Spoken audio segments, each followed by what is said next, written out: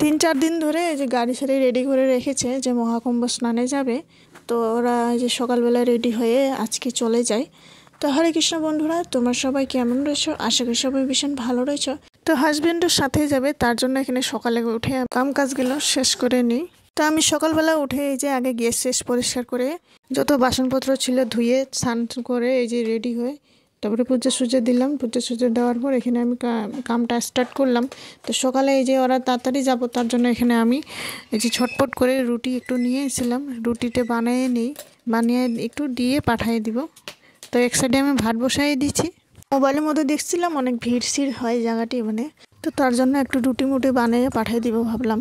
তো এখানে বেগুন ভাজি করব। এখানে হলুদ লবণ দিয়ে সুন্দর করে গোল গোল করে কেটে আমি এখানে এই যে একটু ভেজে নিয়ে নিলাম, সুন্দর করে লাল লাল করে ভেজে নিয়েছি। তারপরে এখানে আবার একটু পাঁচফোড়ন দিয়ে দিলাম তেলের মধ্যে, আর আদা কুচি দিয়ে বাঁধাকপিগুলো দিয়ে সুন্দর করে নাড়াচাড়া করার পর তারপরে আমরা ঢাকনা দিয়ে রেখে দেবো 2 মিনিট মতো। এক সাইডে এই যে আমি একটু আটা মেখে নিয়েছি। তো এখানে সুন্দর করে ডলে এখানে আমি রুটিগুলো বানিয়ে নিই। এই যে দেখুন বাঁধাকপির সবজি দিয়ে এসে জল শুকিয়ে গেছে। তো এখানে হলুদ লবণ দিয়ে সুন্দর করে এখানে নাড়াচাড়া করার পর আরেকবার ঢাকনা দিয়ে রেখে দিই। এখানে অনুরাধা একটু আটা নিয়ে ও একটু রুটি বানানোর চেষ্টা করতেছে। এই যে দেখুন কিভাবে কি করতেছে। বাইর করো, বাইর করে বানাও। সুন্দর হয়েছে, সুন্দর। ঠিক আছে, বানাও ভালো করে। তো রুটিগুলো ভালোভাবে উলট পালট করে আমরা ভালোভাবে সেঁকে নিয়ে নিব, তারপর ফুলা ফুলা মতো বানিয়ে নিব। তো সবজিটি এখানে হয়ে যায়।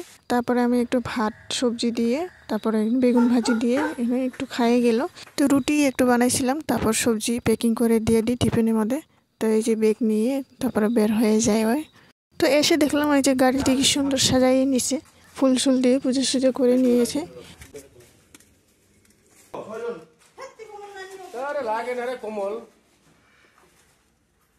তো বন্ধুরা, ভিডিওটি ভালো লাগলে অবশ্যই লাইক কমেন্ট শেয়ার সাবস্ক্রাইব করে জানাবেন। আশা করি নেক্সট ভিডিওতে দেখাবো। আজকের জন্য টাটা, বাই বাই।